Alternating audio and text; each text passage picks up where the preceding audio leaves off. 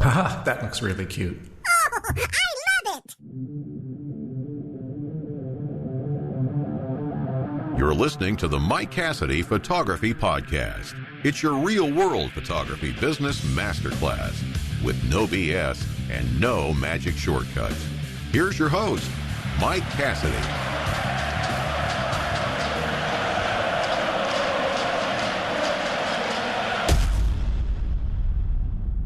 And boom goes the dynamite.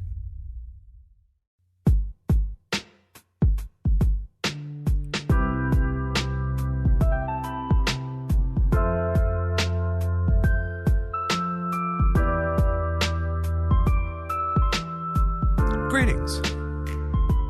My name is Michael, and I'm your neighbor. I am your neighbor. Welcome to the showgram. Happy New Year. I am glad it's New Year's. Welcome to 2021.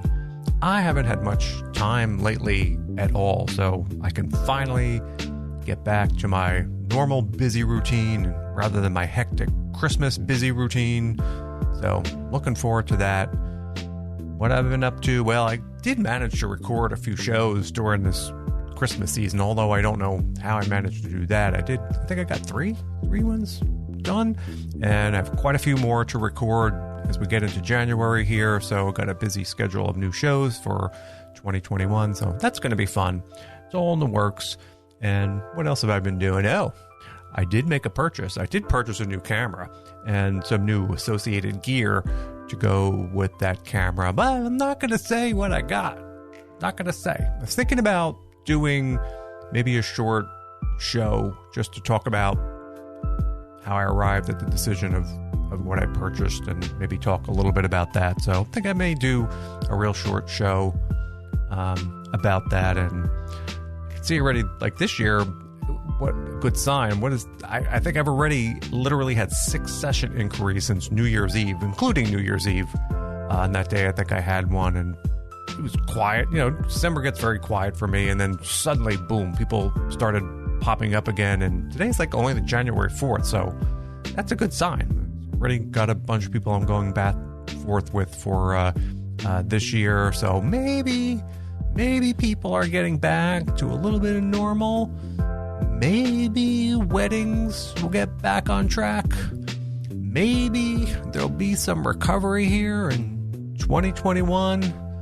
Maybe 2021 will be a bit of an adventurous year for all of us. That's what we need. And speaking of adventurous, my guest today is adventurous. Well, she's like a lot more exciting than me, that's for sure. And she's charming. And this episode, I get to have a conversation with the fantastical Tori Kelner. Tori is a wedding and portrait photographer based in New Jersey. And like I said, she is adventurous. Have you seen her photos? Well, after this, you're really going to want to take a look. You know, we chatted about the state of wedding photography during this COVID era and how much of a mess it is. And we talked a bit about Tori's journey through photography and how she got to where she is today, and a little bit about how finding a mentor can really have an impact, not only on your career and your career path, but your life as well. So it was an interesting conversation. We had a great chat. I like talking with Tori, and you know, this is like a good, cozy winter episode. This is a good one to listen to, and maybe with a hot cup of cocoa, and don't use that water crap. Make it with some real milk. Maybe like a toasted corn muffin. That's what you need. That's what this episode calls for. So you know what? I'm going to give you a moment to go and round that stuff up and get that ready. So go ahead. I'll wait a moment for you. Okay. All right. Time's up. I can't wait for you anymore. You're too slow. The show must go on. So if you'll like this, give it a good listen. And as always, you know, I enjoy hearing from you. You can connect with me online on Instagram at Mike Cassidy Podcast, or via my email at mike@thephotographypodcast.show if you feel like reaching out to me. And thanks so much, and I'll see you again on the next show.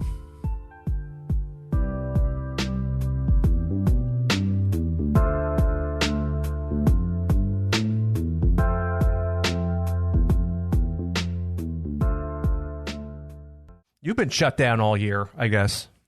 Like, just I know shooting one.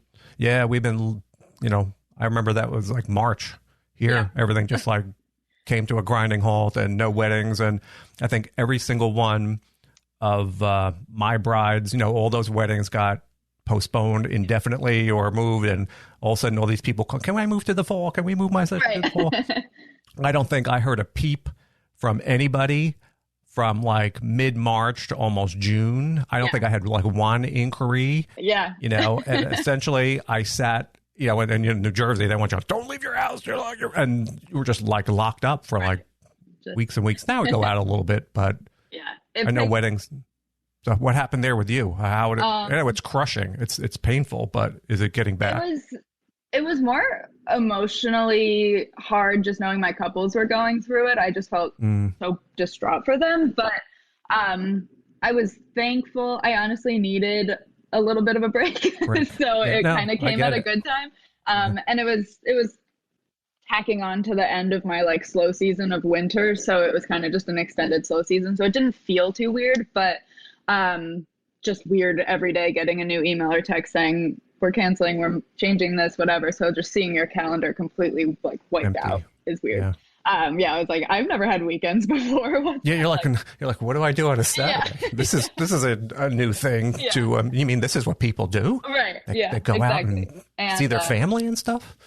So bizarre. But a lot of people were pretty adamant about still doing their sessions once like June hit. So like everyone from March, April, May were like, get me your soonest possible date. And it got overwhelming really quickly. And that was hard to say like, no, I can't give you every single day of the week. I can't maintain that. So my full calendar up until the end of this year got booked really fast because like my full fall is pretty much booked. I saved like a few last dates for any new 2021 couples so that they had an option, but I have like any new inquiries that I'm getting, I'm like, sorry, I'm not free till 2021. I don't have fall sessions for you.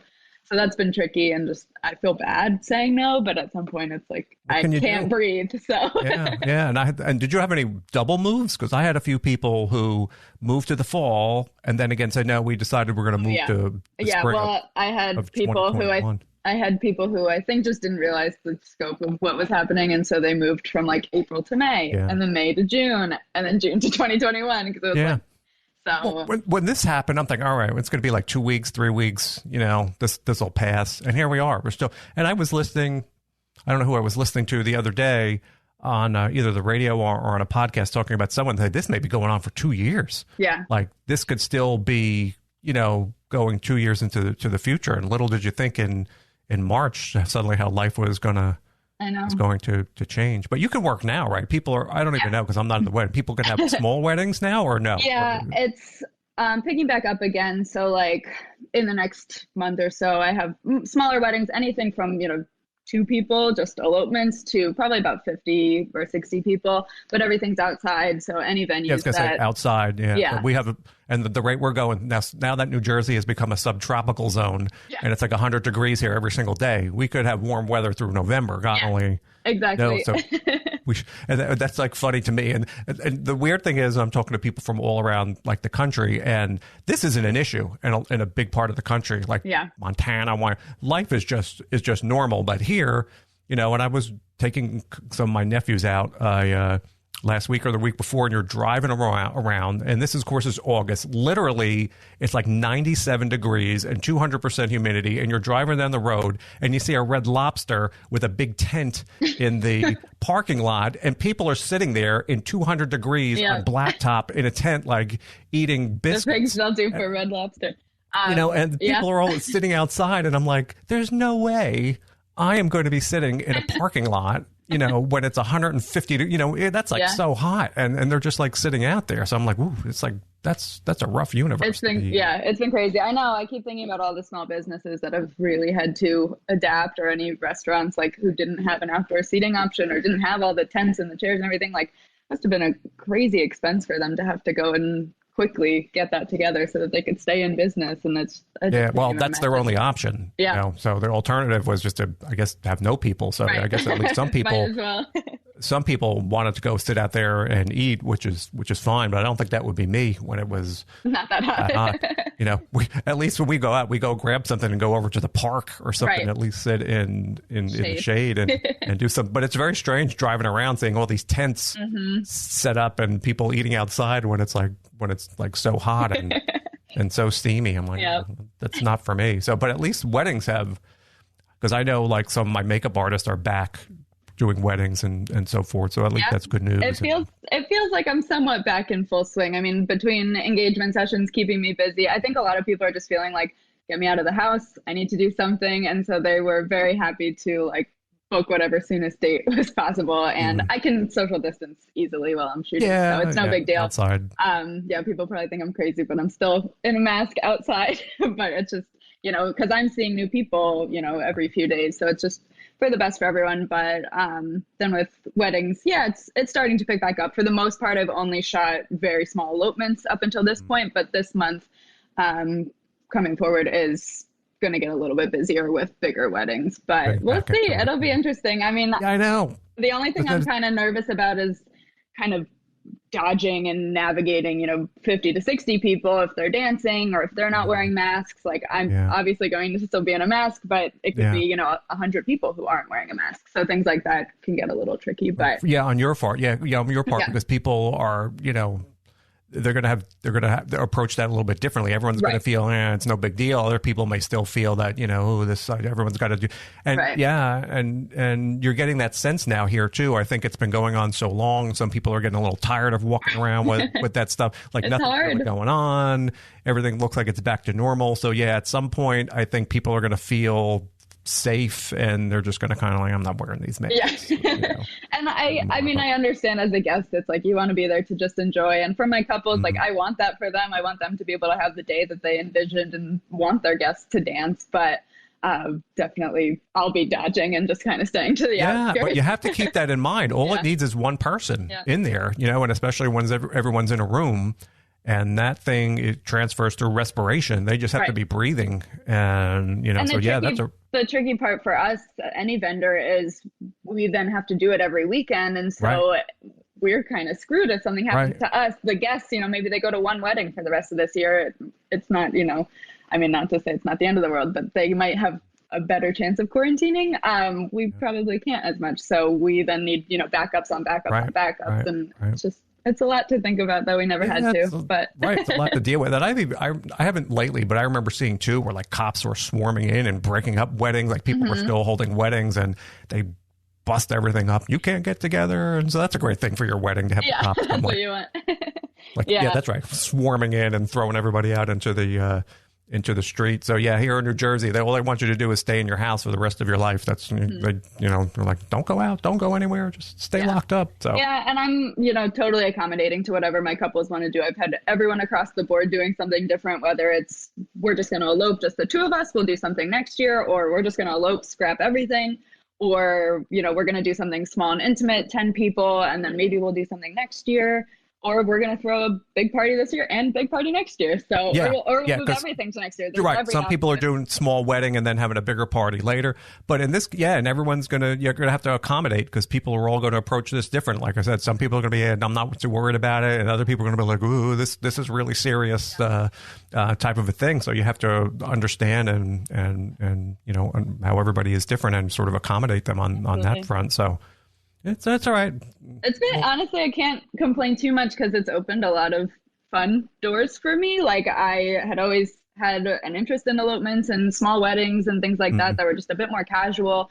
And I've been loving them too. So it's nice to have opened that market also. And I'm kind of hoping it, you know, continues into next year, not COVID or quarantine or anything. But the idea of more intimate weddings. Elopements, though, that usually meant that you and I were getting married. We're not telling anybody. We're just getting in a car and driving to Vegas, and it's just going to happen. But that's not really what I think the term has changed a bit. I think it's more. It just means a smaller wedding, right? Yeah. I mean, it doesn't mean that they're not telling the parents. So that word has changed. Though. But it's changed. That like the definition of that has changed because I was talking to someone. I'm just doing elopements now. I'm like elopements. Right. How do you plan for that? it's funny because I had to really dissect what every term meant, from elopement to intimate wedding to micro wedding to mini moni, like all these different things. Yeah, and they all mean something different, which means I need to charge something different for it. And that's been like probably the biggest struggle of everything is someone telling me, hey, I'm eloping, but then they're actually having this, mini moni of 50 people or something. It's not quite what I would consider an elopement. And so I'm giving the wrong package, or they're requesting something, whatever it is. And then when we get on the same page, it's like, oh, okay, well, I severely undercharged for that because I was, unaware of what I was actually getting into, or vice versa, whatever it was. And that's been tricky. So it's a lot of just mapping out what everything meant to me, making, all these different packages, which I never had to make before. Yeah, I didn't think about that because everyone may not be using the same terminology. Right. When someone calls mini wedding or micro wedding, there still could be 100 people there. It just means that they're not having like 500 people. Exactly. So yeah, you really got to talk to the person and say, all right, elopement, I get it. What does that mean to you? Right. Like, who's going to be there? Where's it going to, yeah, because you don't want to show up and find out like 200 people are there. And exactly. This is our elopement. Right. You think you're getting into one thing and it ends up being something totally different. But I've had that where, I thought it was going to be something super small, ended up showing up to about like 45 people. And I was like, oh, I was really not expecting that. More so because I didn't, expect to have to shoot a lot of guest stuff and things like that. And so like just to be mentally prepared for what is ahead, definitely good to get all those answers ahead of time. So kind of changed my system of getting all those answers now so that I'm aware going in. It's crazy. When people are doing this, are they still using like the traditional venues? Like, are they just like the New Jersey, there's these fancier wedding venues. Right. Are they just moving this to the outside part, or they're like going to completely different places? It like, really, altogether? Yeah, super different for everyone also. So I've had some couples who just pick, like a park or a hike that they really like, and just the two of them with an officiant. I've signed as witness for people because I was the only one there. Yeah, so like they're just doing that. And then next year they're going to do something at their venue. And then some venues are now offering different smaller packages, like a 3 or 4 hour or something, so they could do their ceremony, have, some cocktail hour type stuff, or a dinner, but everything's outside. So I think, I'm not sure if they're offering that as a separate package that you can book, or if they turn their full wedding package into that, and then, don't have the option of then having their second day, or I'm not sure how the venues are working it, but for the most part, what I've been shooting is either just at a park, in backyards, things that are just kind of non-typical places where you would work. Yeah. Yeah. It's curious because New Jersey, it's like so expensive to have a wedding here. There are some super, super expensive wedding venues. And, you have to book those places. I'm guessing a long time, and a big chunk of money goes down. And then you can't suddenly have your wedding there and they're holding a bunch of your money and you don't even know when you can do it, or, you would figure they'd want to at least not refund as much as that as and try to get something out of that. But it's hard. I've been hearing it from both ends, from hearing it from my couples, and I'm just like, heartbroken for them, hearing what they've had to deal with. And then also understanding it from a vendor perspective that you need to run a business and it's hard to lose out on possibly a few years of income. So it's tricky, but I think everyone's just hopefully trying to do their best, trying to be as understanding and accommodating as possible, but it's tricky. Yeah, it could be fun though, going out to the woods or. I love it. That's like that's always been my thing for my engagement sessions. I'm like, we don't have to go anywhere typical. Like, take me on your favorite hike, take me to your favorite date spot, things like that. And that's always super fun for me because it just makes it way more personal, and the pictures actually mean something a lot more to them than like, hey, let's pick this pretty park that everyone shoots at. So it's been fun kind of getting to see how they translate that into weddings also. So I've been, seeing their elopement at their favorite hike or their favorite waterfall or things like that. The weird thing about your photos, and I was just being creepy and looking through, they do not even look like they're in New Jersey. Where are these forests and fields and like rolling hills? I'm like, where the hell is she coming? That makes me happy.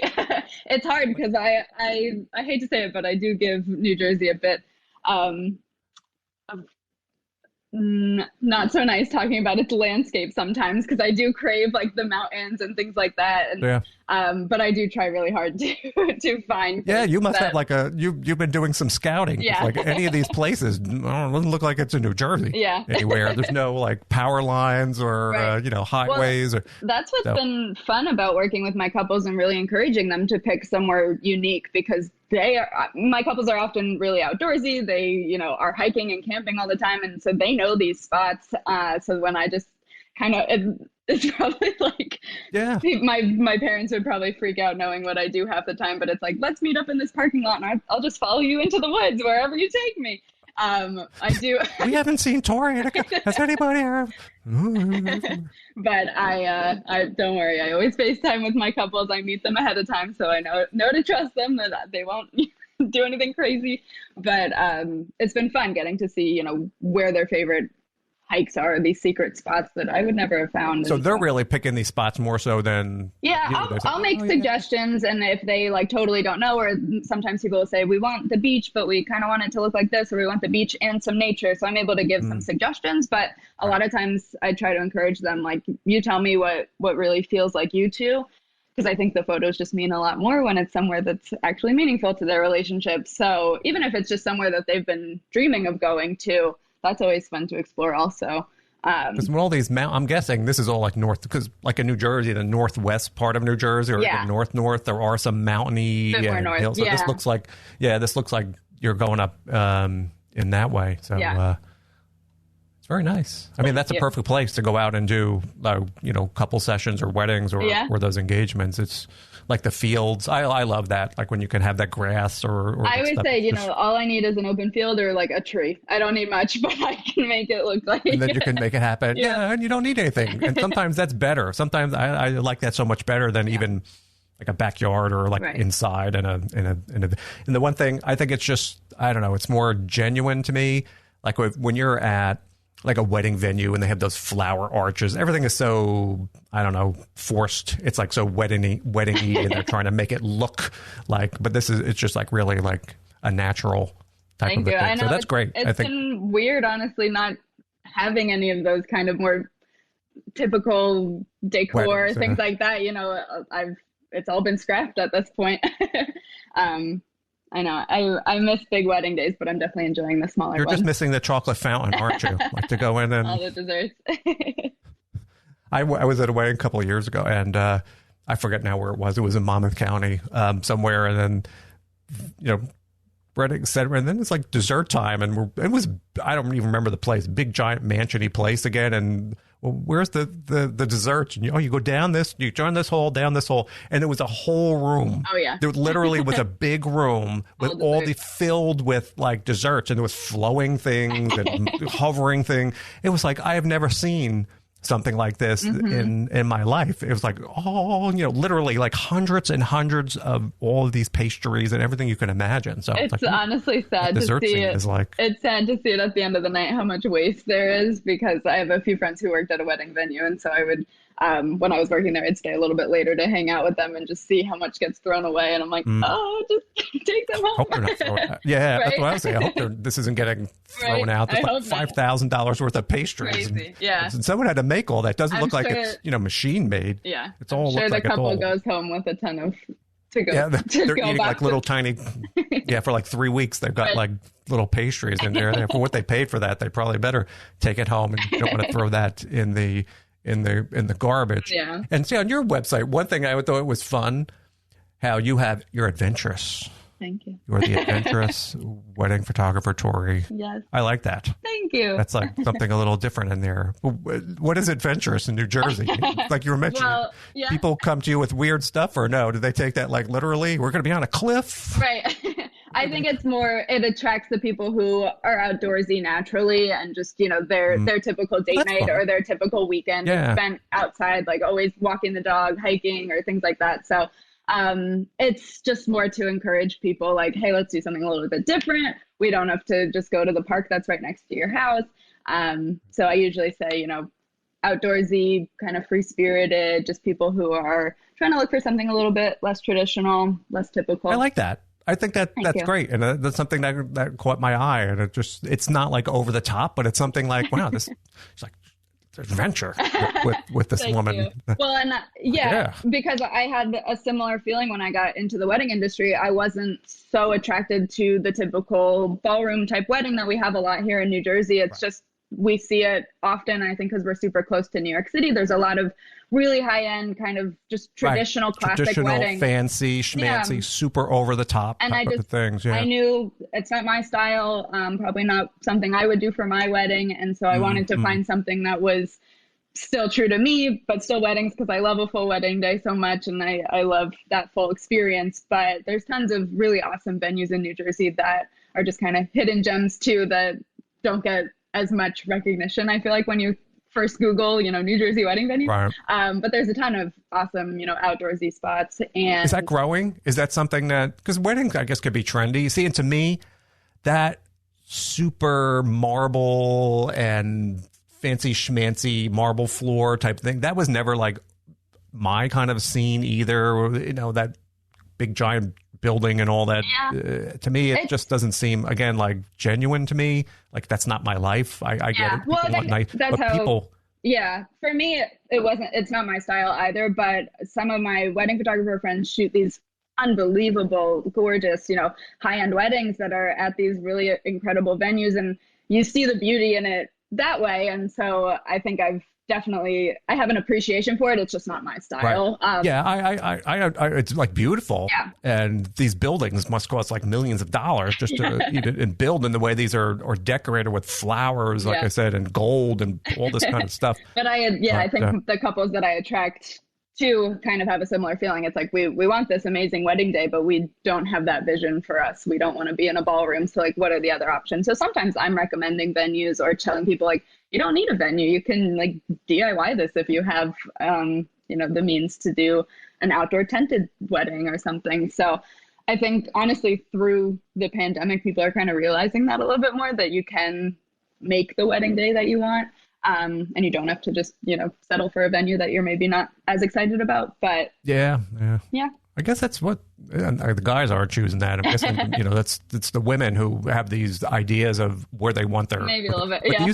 Do you see a shift? Did you notice that there's more of I hate to use the word like non-traditional, but right. I know like barn weddings were big for a while and like this kind of, and is that, do you see that more and more? I like that idea. I know. Yeah. I think it's popping up more. Honestly, like I follow a lot of wedding photographers on Instagram, and a lot of the venues and everything that I adore is all on the West Coast. And so they have it going for them, but they have the great weather. So they can do all these outdoor venues and open air receptions, things like that. But here we have to consider weather. But I think there definitely are some more wedding venues popping up or that have been here that a lot of like people just didn't know about. Yeah. Northern New Jersey is a great place for that kind of rustic chic kind of feel. And I always tell people, like, you don't have to stick to New Jersey. You can look into Pennsylvania, New York. You have all those options right near us. So sometimes I'm getting couples who are just crossing over to get into Delaware or something like that to get the venue that they want.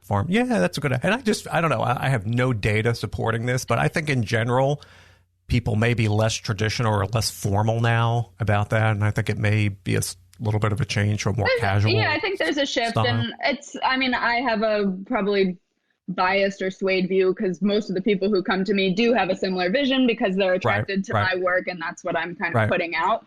So you probably won't see on my page anywhere, those traditional, marbly like buildings and stuff like but that. There absolutely that's are, great. because most of my wedding photographer friends do shoot high-end weddings like that, and they're gorgeous. And I'm always blown away by what they do. So there's definitely still that huge market for that. Oh yeah. Oh, no doubt. Yeah. Especially people coming out of New York and stuff like that. It's all about spending, and you would know what they spend. You could spend 20, 30, 40 grand or more just and a lot more on these, and the dinners you're spending $150 or more a person, and feeding them rubber chicken. And it's a big day. That's why it's been kind of crazy with everything going on, just knowing how much people put into planning all of this and then having to make the decision to either not do any of it or do it next year or, just change. But I think it's helped people kind of realize like, hey, it might not be all about the details and all about spending the most. It's really about our marriage. It's really about us. And it's, and and that was me. And that's where I try not to put my, but it's not necessarily about spending more money means more, or that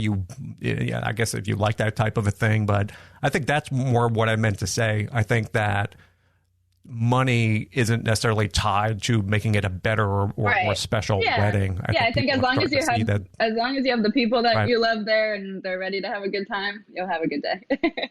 And I was looking, see, I'm being, well, first of all, I told her I can't like turn my neck. So I'm like trying to look at Tori and I'm trying to look at her website at the same time. When I say you even have like people with alpacas, you have this weddings with people out on farms and they're all with their alpacas and there you go. So that's something you wouldn't expect. I will take an alpaca any day in my pictures. Really fun. And then those bridezillas. And I think too, what happens is the fancier and the more money that is spent on some of these weddings, these brides and the people get more and more stressed because there's so much tied up into this and they want everything to be right. You know what I mean? So the slightest little thing, they're like, then you get the moms like, that's one of the first things people ask me about wedding photography. They're like, what's the craziest thing that has happened? Or what, and I always have to say, like, I'm so fortunate. I think because my style is really laid back and relaxed and chill, like, I've never had a crazy bridezilla experience, like, knock on wood, hopefully that doesn't happen. But like everyone's just super relaxed. So even if something goes wrong, no one ever is up in arms. So I'm fortunate in that. They're out there.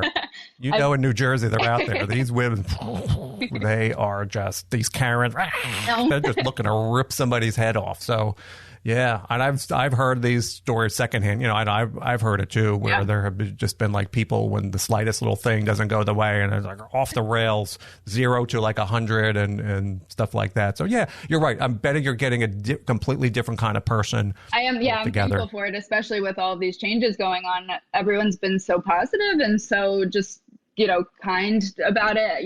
I would totally understand if somebody was angry and frustrated and everyone's been so positive and just really relaxed about it and just saying, you know what, all that matters is that we're getting married. I don't really care how or when, but that's going to happen. And so I've been fortunate in that. I think that's the smarter move, right? Because I think you're getting a better group, happier, and you're not going to have those screaming type of people standing out there. And who could be that angry standing out in the woods and stuff anyway? Right. It's like such a nice place. You're like, it's a good day to be alive. Why am I going to be?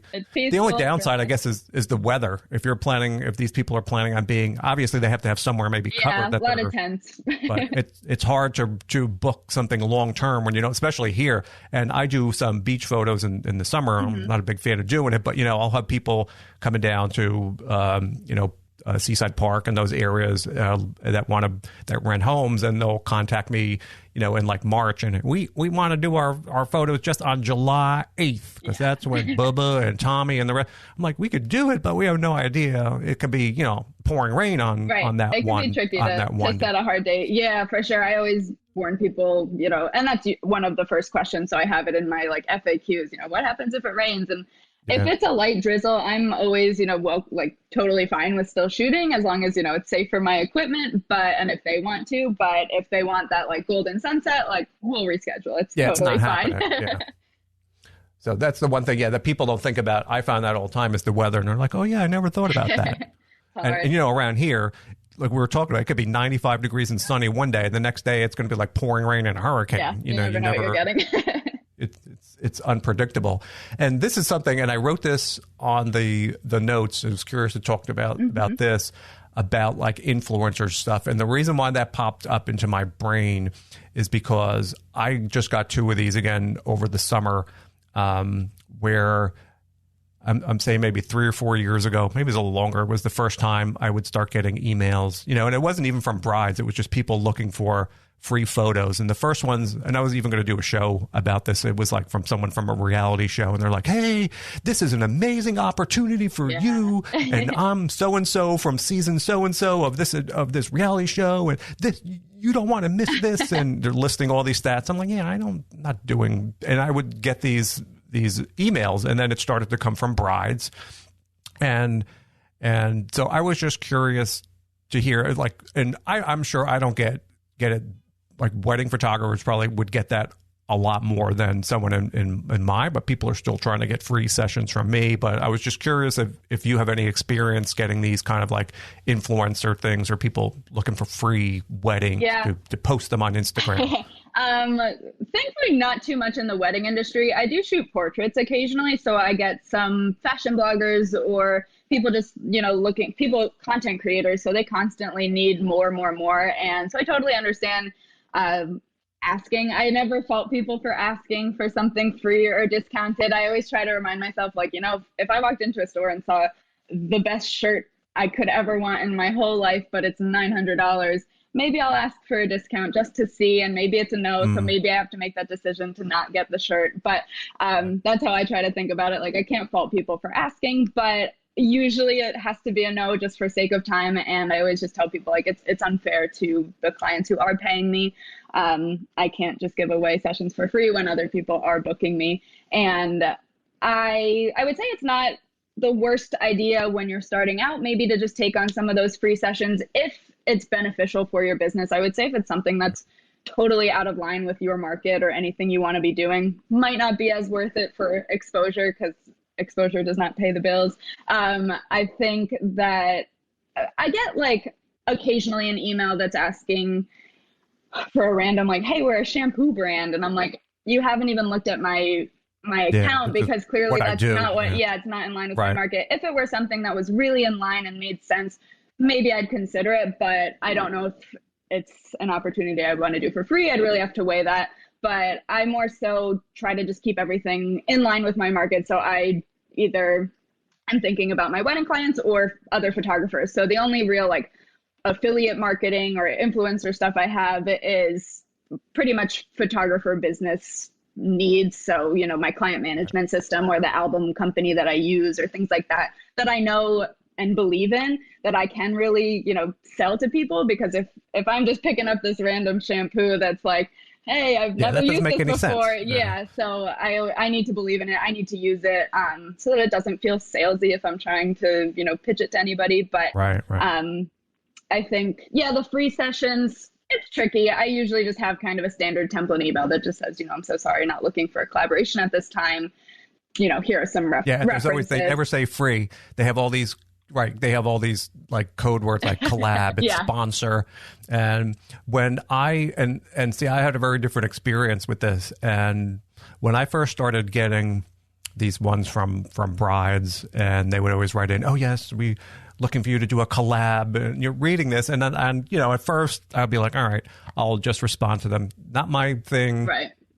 Thanks, you know, but, you know, and I would try to at least say, you could pay for it. And, you know, they don't want to hear that. And what I found, and there was a small period where I started to get a few of these. And at first I would reply. Now I don't even reply. But when I did reply, you know, someone would say, either it would go like one of two ways. Like you would say, and what I do isn't like vital to a wedding anyway. It's not like you don't need a boudoir album for your wedding, you know, but I would say, yeah, no, we can, you know, and I have 38 followers and I'm going to share my pictures. Yeah, no. And offer them, just come in and pay if you want to. And they'd be like, well, you don't understand. And it would go one of two ways, like the sob story way, where our house burned down and my dog just died and my mom has cancer and and we're just trying to have a wedding, and why can't somebody like you understand that? And they want to turn you into like the worst person on the planet because you're not helping them. So one word, and that was a losing cause, because it would go down this one route of them just like everything in their world is crumbling, and they're coming to you for help and you won't do it. And the other path, which was like my favorite, was like the rage path, where you would say, thanks, not really my thing, you know, I'm willing to charge you. And then you would get a message back that says, don't you understand what I just said to you? I'm going to give you the opportunity of a lifetime for this exposure, and you are missing out. And, you know, if you don't grab this, if you don't take it, I have 5 other people that are going to do this for me. And then you'd be like, thanks, no thanks. And then it would follow with a bunch of like F-bombs, like you effing stink, and wait to see how I trash you online. And it would go like the rage route, because they don't want to hear no. So I don't even like. Yeah, not worth respond. The answer. Yeah, it's not worth it. And then I started to get a couple over the summer again, and I actually posted them to my Instagram. And we want you to sponsor. You know, oh my God, you're the best photographer ever, and I'm hoping you can sponsor my bridal boudoir session. And it goes, we're going to have like 300 followers, and we're going to give all your cards on everybody's place setting, and Uncle Tony's going to get your card. I'm like, I don't even. Yeah, I think you just really have to weigh if it's worth your time and the cost. But yeah, I kind of made a standard template that I have as like a text shortcut in my phone, because I get a lot of DMs that are collab requests. And so I just kind of have a standard thing that I say. And for the most part, people don't answer that. Or if it's a real person, not a company, if it's somebody who just needs like blogging content, I always send them my package information and say, if at any point this is the right fit for you, please feel free to inquire. And they don't like hearing that. I actually have booked some people that way, which is great. And so it's nice. Oh, really? It's nice to know that people are serious about my work and actually are reaching out to me specifically. But like, again, can't fault them for trying to ask for the free one, because I'm sure that, they've had friends who are taking their pictures up until that point for free, or they're taking them themselves. So always worth an ask, but I just have to kindly, say no, but give them the package options. But yeah, the collabs that are coming from, random accounts, it's sometimes not worth the energy. No, and I guess people, they'll give it a shot to see if, or you're right, to get something for free. But and it might be, and maybe for some people it might end up being the right time to do a collaboration. So maybe it's somebody who's kind of pivoting out of what they're doing and moving into more portraits or something. So getting an inquiry like that. But as far as weddings too, like typically, it could be a couple $1,000 that these people are I've never been asked to do for like a wedding for free. And then they're like, well, I have 18,000 followers and you don't understand. I'm going to put this on there. And what people don't understand, and if this is somebody listening to the show, this is like a real thing that happens. But what the number one thing is, these people don't understand the game who are sending you these notes. But just because somebody has a follower doesn't mean they have any influence. They're completely like different things altogether. You could have 800 or 8,000 or 80,000 followers. Doesn't mean these people are going to do what you tell them to do.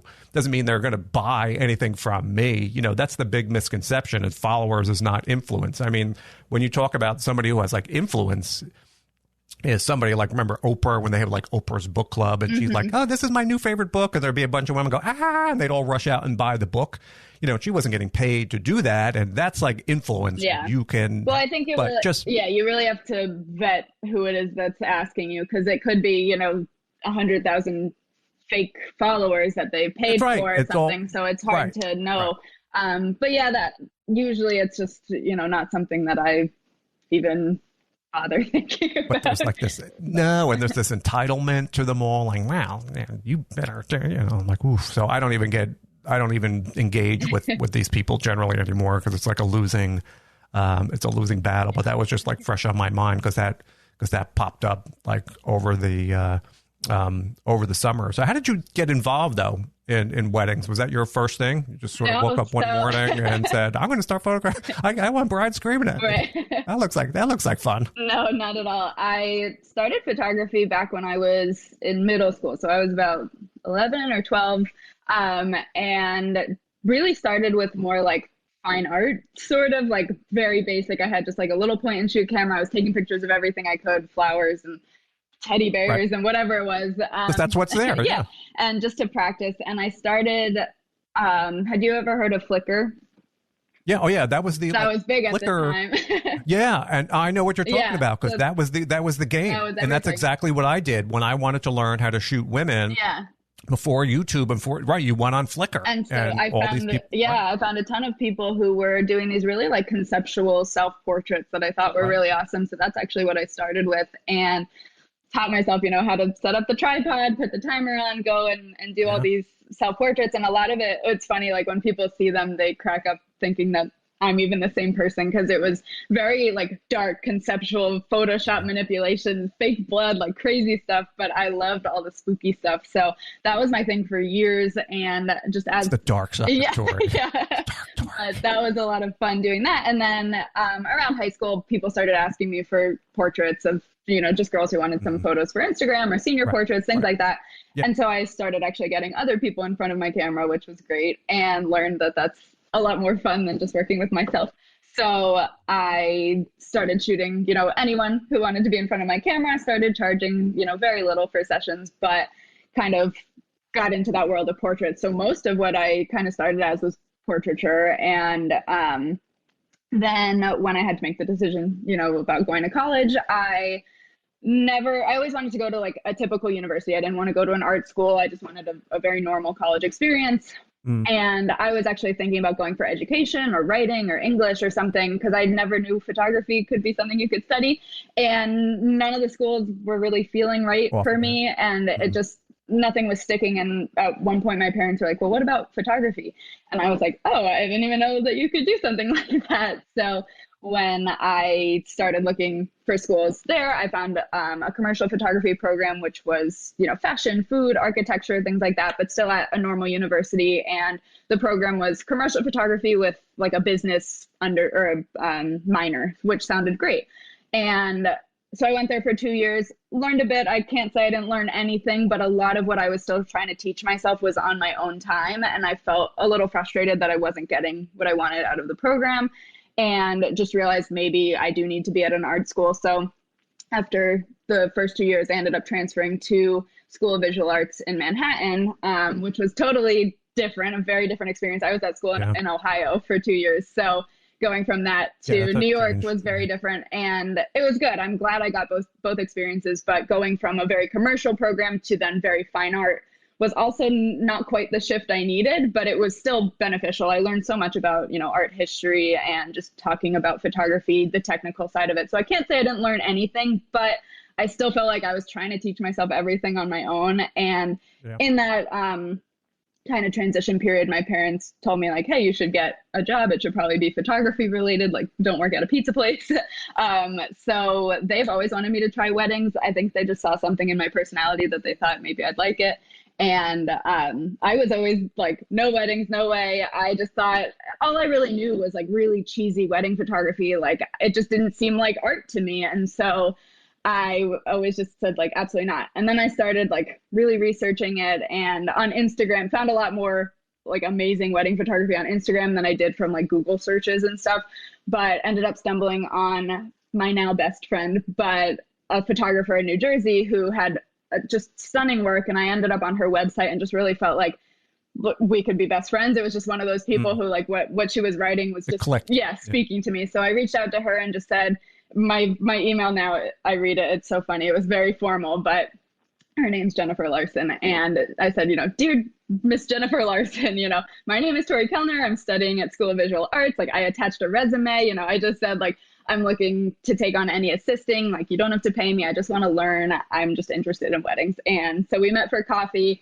Give me a chance. Yeah, pretty much. And we ended up talking for like 3 hours or something, realized that we were very similar people, and ended up shooting my first wedding with her soon after. And like at that first wedding, I was just like, yep, this is exactly what I need to be doing. Everything just clicked. And so pretty much from that day, I just started building my business. I was like, you know what, I'm a wedding photographer now, and we're just going to say I am, and I will learn and grow. And so I shot a ton of weddings with her that year, and got some really amazing experience alongside her. And she was just, the best mentor that I could have asked for. And along the way became my best friend. So I'm very grateful for that relationship. Well, that's a good story. Yeah. That's like an amazing...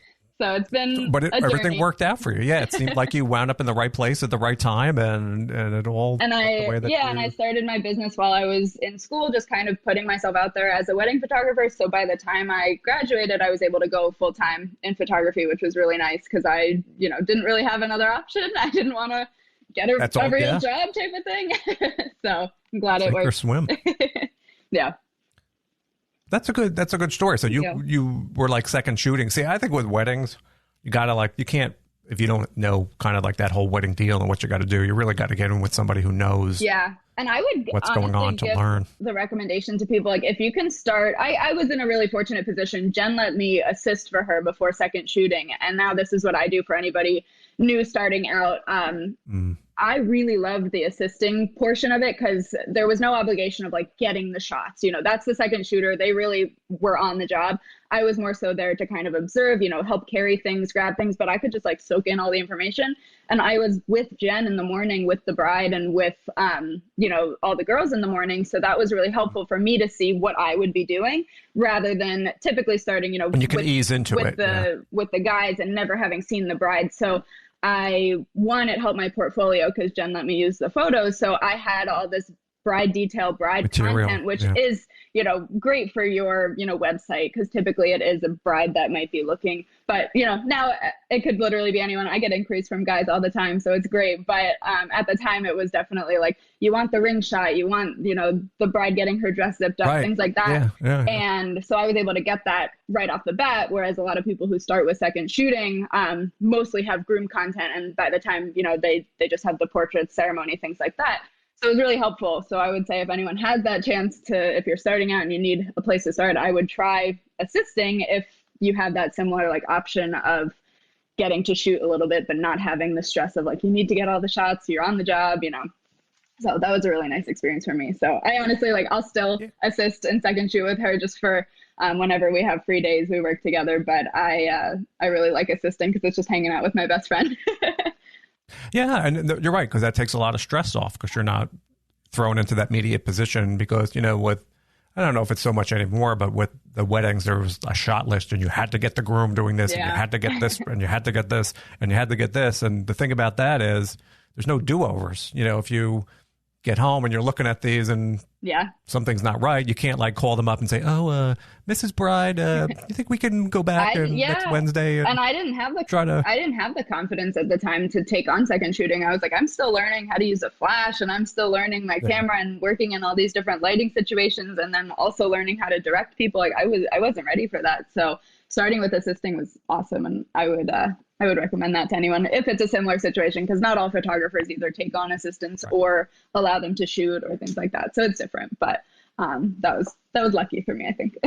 Yeah, that sounds like the way to do it though, because you get exposed to that. There's no stress. You're kind of just observing at first and seeing what's going on. And then I guess the more you do that, you get a little bit more comfortable.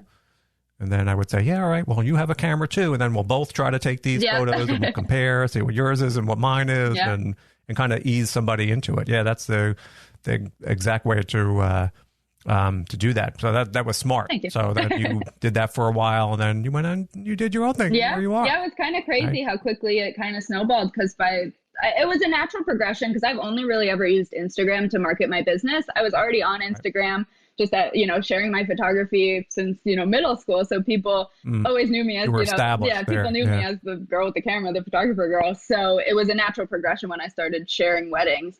And I just always used my same account. I didn't make a different, photographer account. So people who've, been following me since middle school, high school, have seen this whole progression, which is really fun. But the second I, started sharing couples and things like that, inquiries started coming in, just because I had that sort of established follower base of we know she's a photographer. You weren't starting from scratch. Yeah. So that was definitely helpful. But your photos are all good. Thank you. Looking at your Instagram right now, everyone should be on your Instagram following you. And you're smiling. You look way too happy in these photos. Every single one of them. But then you're smiling the whole time I'm talking to your ear. You're so happy. Standing in the weeds. Everything is forest. I don't see too many trees. Then you're smiling in the forest. Yeah, there's no electrical wires or there's no highways or anything. I see some beaches. Put me out in nature and I'm happy. Yeah, I don't blame you. I'm down by a lot of traffic and people here. There's not a lot of nature. I have to go over to the beach. And even the beach, there's a lot of people over there. There's not too many places in northern Easter to escape from people. You're just surrounded all the time. So it's nice too.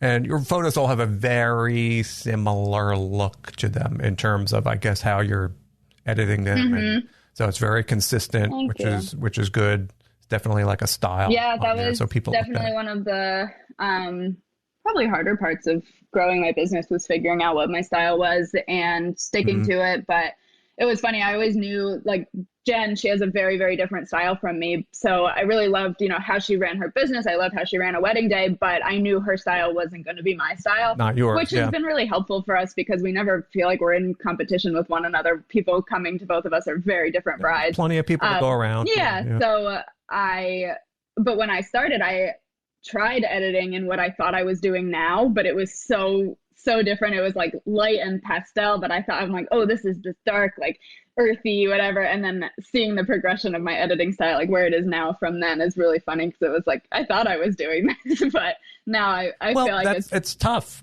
because I think when you're just getting going, people are so worried about, but you can't like force yourself to have a style. It just kind of through time and doing it just kind of happens. Yeah, you fall into something. Every session, every wedding, I make a little tweak. I'd be like, oh, actually, I like things a little bit darker than that or a little bit warmer than that. And so I'd be adjusting my preset, and over, it just kind of got it to a point where it felt really me. And now it's like I see the world in my editing style. It's like, oh, that's how you just I can same way how like good it's gonna look. But see, yours is like so good and like so spot on. See, the problem that I see with a lot of people in their wedding photos is just like you mentioned, everything is so washed out and pastel. It's such a forced look to me. And I always wonder, like in the moment, like right now, I don't even know what year this is, 2020, that's great. But like from 5 years from now, is like a bride going to be going back looking at these photos and like almost like looking at old styles of clothes? Well, it's funny. Like, it's funny you say that, because I have like the total opposite perspective, because I look at kind of the people call it like light and airy, but like, I think of it more as just like classic, kind of like timeless. I think like kind of the lighter style is more timeless. So when I was kind of starting editing in a little bit darker of a style, I was like the same kind of thought. I'm like, are people going to look at this in 10 years from now and be like, oh, this isn't timeless or something? And I was like, I have to be true to, what feels right to me.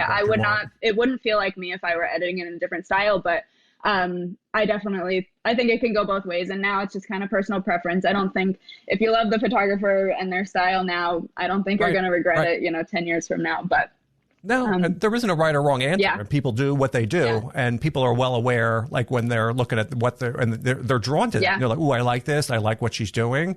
And who knows? Like, and a lot of it stems from people who either started with film and are trying to kind of mimic that. Get that look, right? So exactly. A lot of the light and airy kind of stems from that film look too. So, but it's fine. And some people just go way too far. And I just look at that and I'm like, ooh, you're not going to appreciate that like into the future. It's just, so it's tough. I think that's a tough thing, is to figuring out, got to be within that range and not go too far one way or the other. I think some people force it to try to stand out. And I don't think that's the smartest move, but hey, that's not for me to decide what somebody else likes. I think everyone probably has that internal struggle of like, is this, too much? Are people going to like this? Yeah. Is anyone going to be attracted to it? And I, always tell people like, you're going to find your people. There are always going to be people who are attracted to that, in the same way that, people like my style versus people love Jen's style. And I love Jen's style too, but it's just not my style. And so, and it's not mutually exclusive. You can, it's like if you just like one, you don't have to like the other. But I think people force themselves now to try to be so, like force themselves to have a style, and that's not really them. It's like, when kids start to play a guitar, they think they're going to be Eddie Van Halen, so they have to learn, but that, that's when but you have to find your own. Yeah. And it takes, it took me 10 years to figure out. Yeah. So it's definitely, I'm still figuring it out. I don't know what the hell I'm doing, so it's, I think it's also an evolving type of a thing. Like you said, who knows what my pictures will look like 5 years from now. No, you won't recognize yourself then. So, but now you're helping people out. People are coming to you. You're the mentor type. It's fun. Yeah, it's been really fun getting to mentor some other photographers now. So I've like always known I wanted to educate. Like I was going to go to college for education. That was always something I wanted to do. So I think I knew from the start of my business, I was like, I probably want to help people one day. But I really wanted to go through those first few years of figuring things out for myself and trying things, and just feeling like I had my own practices to like share with people and say like, here's my tried and true practice. This isn't something that I just like heard from someone else and I'm just telling you to try. So, but it's been interesting, because I soak in as much education as possible between, paid workshops and mentoring, and then, podcasts, email lists, things like that. So I just think and YouTube videos, there's so much out there. So I feel like my brain is a culmination of a million different, tactics. It's constantly learning. Like that. So it's been fun to hear what other photographers starting now, because it's such a different industry now than it was when I started versus when, 10 years, whatever. Yeah. And so the tactics that I'm able to share with them that have worked for me, seeing them kind of adapt that to be what feels right to them. And it's been really fun. I'm loving these mentoring sessions so much. The one that typically most of my mentees have been booking is kind of my like half day package, where it's a lot of Q&A, kind of like deep dive time into just talking about literally whatever it is they need to figure out. And I send them like questionnaires just to kind of get a feel for where their business is at and see what they're struggling with. And a lot of things really like they remind me of myself. And so I'm able to kind of speak from that perspective of like, I was in your shoes a few years ago. I totally get that. Yeah, they can relate. And it's hard for people to see someone. It's funny when people say it, they're like, I want to be like you. And I'm like, really? That's crazy. I look at other people, I look at other people and I'm like, I want to be like them. So it never ends where you like, once you reach one goal, you get to the next one and the next one.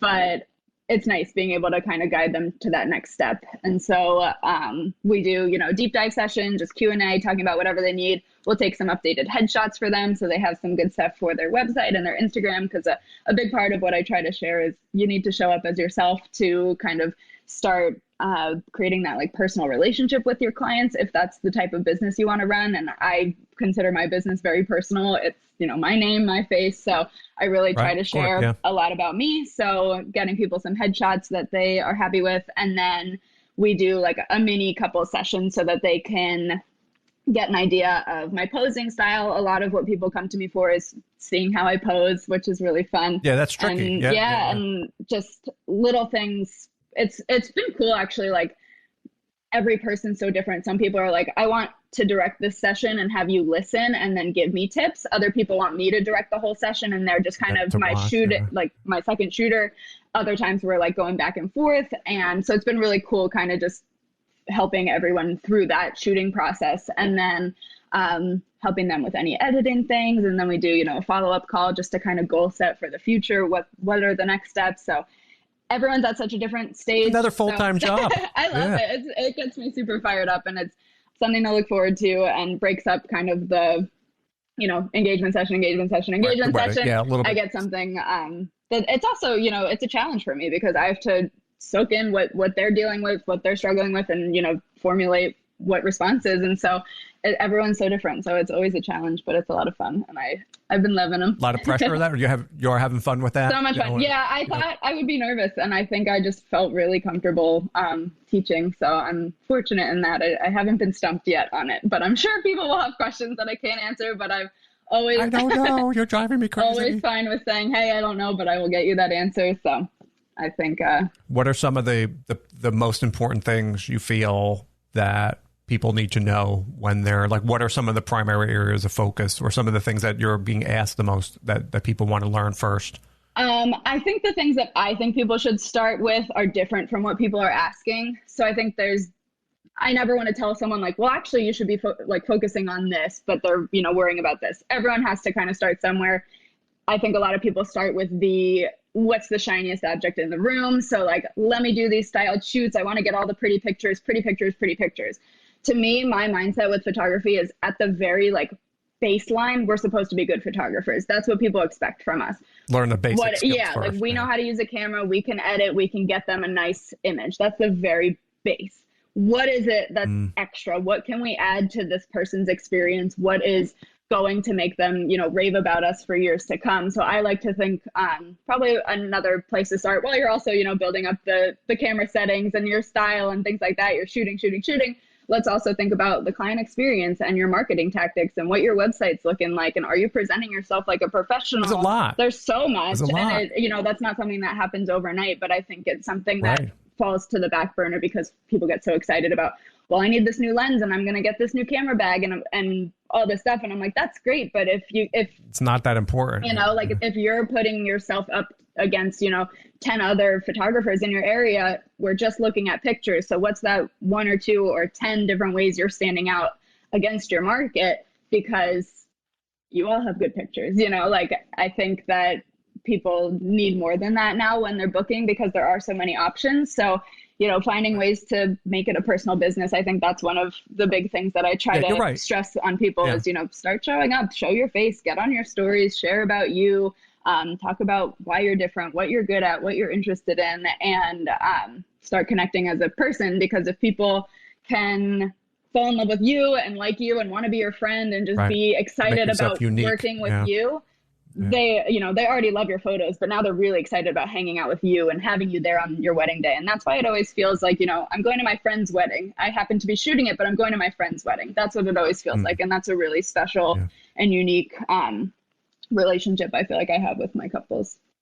It's hard, and I think it can be overwhelming for people because they're not expecting to have to be, you know, they think they're just taking a picture. They don't realize they have to be a personality. They don't realize they have to learn all this stuff. They don't have to realize they have to go through.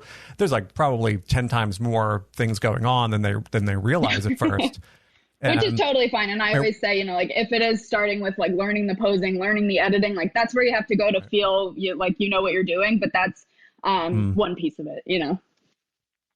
Now, do you ever, this is like mean to say, but do you ever like have them coming in, you're like, yeah, this isn't for them? Because I don't think it is for everybody. I think it's one of those things where people this looks so wonderful. I love the idea of weddings and I love the idea of marriage, and I like taking pictures, but a lot of this is just the business side of it. You know, like you said, that promotion and stuff like that. I haven't had anyone yet who I've really thought like this isn't for them. I think, everyone's been skilled with their photography. I know they can learn that part. It's more just helping them in the business aspect because like you said, like it's not something we're just like, you know, born knowing or you realize that you need to know. So finding the people who not only have the drive to take the pretty pictures and really get a great portfolio, but also the drive to grow a business and want to grow a business. Because I think there's tons of photographers who love the photography side of it, but hate the business side. And so maybe the right fit for them is just, you know, working for a studio or working for somebody else, being able to do the shooting part. Taking pictures for fun. Yeah, it doesn't like that. You don't like not that. Everyone, you know, has to run their own business. But I think for the most part, the people who have reached out to me, although they're all at different stages, do have that drive. I think because they are, at least from what they tell me, they're really inspired by my business and what I'm doing. And a lot of what they're commenting on is not just my photos. They're talking about like, I want to have a brand like you. I want to have, you know, the client base like you, things like that. So I think they are driven and interested in that. But they're not as venturous as you are. Just tell them. But it's very difficult because now are most of these people at least have some skills or are they really people who haven't even taken a photo? Because people ask me, like, and I'll get emails from time to time, oh, do you want to help me with my business? I'm like, well, what are you doing? Like, I'm just learning. I'm like, no, I do not need to walk somebody through elementary school of, you know, first grade to eighth grade. And then I just don't have the time or the patience for that. And so I'm just curious. And I was just talking the other day with someone. She goes, and you really should be helping people. I said, I would. I said, I would be like the Harvard of mentors. Is that I would only deal with people who are at that level. Absolutely. There's so many. Because I don't have the patience. Yeah, there's so many different levels of education. And so there always needs to be some mentors who are teaching the basics to people. And then there need to be mentors for the people who have already gone through, you know, growing their business. Now they want to up level. Now they want to do more and more and more. So there's mentors at every stage of that. And right now, I think I speak to people who've probably delved in photography. They're probably like me. A little bit. Yeah. They're probably like, you know, I was always the girl with the camera and I want to take it and turn it into something. But I also have people who they've been in business for a few years and they're trying to up level and really kind of learn how to grow more, or they're seeing a plateau in their bookings, or they're not quite making it to that next level. And so there's a big difference. There's a big difference. And, you know, if you get a call from somebody, oh my God, Tori, you're so nice. You seem so nice. And I really want to learn I want to come to your class. And, you know, but I've never taken a picture. Yeah. You know, some people can have the patience for that and you really want to, you know, to go, but you're right. And then other people will learn the basics and then come and see me. Yeah. And I can help you get into the wedding business, but I'm not going to teach you. I haven't quite had I've done a few video chats with people who are very new with their camera. So I was able to walk them through just camera basics, but more so I gave them suggestions on places to start with, you know, watch these YouTube videos, go, you know, buy this online course, go through these types of things and practice, just shoot, you know, you'll learn your camera. And I think, so I've talked to people about it a little bit more, but usually the people that are coming to me have at least, you know, played around with their camera. And that's fine. For a year or so. And there could be people who are absolutely okay with that. Yeah, I will teach you and I will walk through this, you know, and there may be, and again, it's not a right or wrong situation, but I think sometimes people getting into teaching and they want to do that, they're not expecting someone to come knocking at their door and say, yeah, last week I was working in the supermarket and now I want to be this type of photographer. I've never touched. You really have like, to. How do I? You have to, as an educator, figure out what you want to be teaching, because you don't need to be teaching everyone. You don't need to be, taking on just anyone who comes your way. It's probably doing a disservice to people if you're trying to teach everyone. Right. You really have to focus on a certain clientele in the same way that you do with your wedding business, your boudoir business. Or you may only be really good in one area. I definitely don't know everything about business. I have not delved into a whole world of it. So, I know what I'm good at. I know what I can teach. And then I'm more than glad to kind of refer people to other places if I know I'm not the person to teach it. So.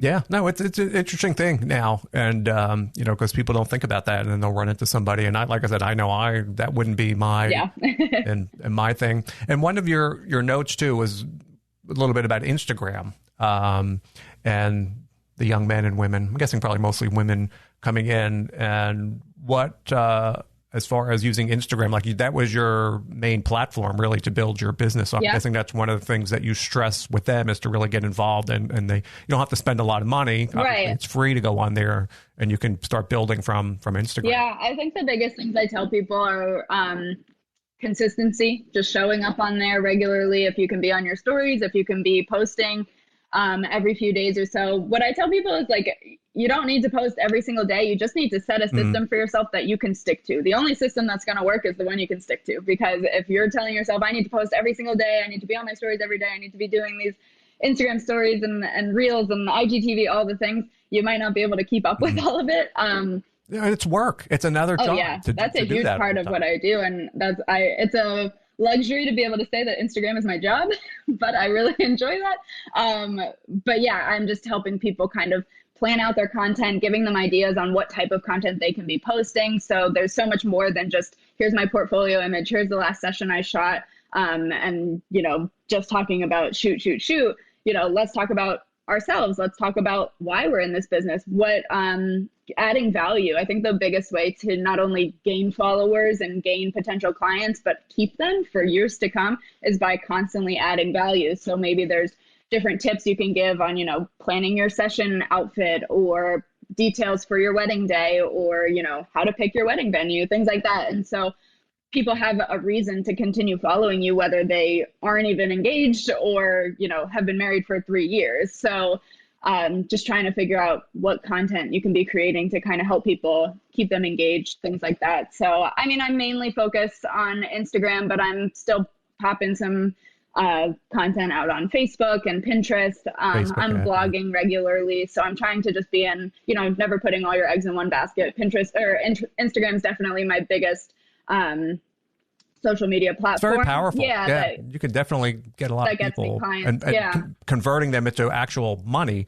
Having followers is great, like we were talking to there before, but the idea is to get them into paying clients. So. Yeah, and knowing how to reach those potential couples or clients. So using hashtags and locations and seeking them out. So maybe that potential brides or couples are looking at certain venues in New Jersey. So maybe you go to that venue's Instagram page and start clicking through their followers and start interacting with those people who are following these venues, so that your name, it's another whole thing to teach people. That's like a whole study in and of itself. And it gets overwhelming for people. So sometimes people will outsource that side of it, but I love Instagram. I was always on it. So I was like, hey, if I can call this my job, why not? But yeah.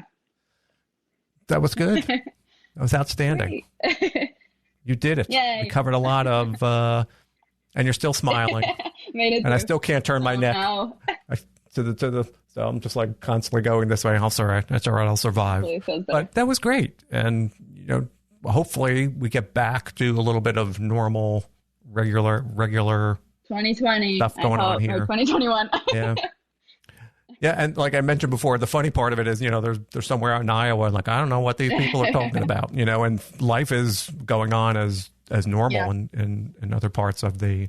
I hope we get there soon, but honestly, it's been fun. I'm just kind of taking it day by day. I'm me too. Used to getting emails and texts now that are like, we're canceling, we're doing this, we're rescheduling, and I'm like, okay, that's all right. That's what we do. I was lucky. Mine stopped. I haven't gotten them since the spring, and except for one reschedule, which wasn't a cancel. So hopefully the worst is over, and these smaller wedding groups will be coming in, and I think so. I think people are getting excited again, less stressed, but just looking forward to it. Yeah, and now we can go to a restaurant. I heard we can go into a restaurant now and eat this week. Although I don't know personally if I want to quite yet. I'm not on board with it, but at least it's a step in the right direction. And at the rate we're going, the rate we're going, we're going to have 90-degree weather through December now. So we'll be able to.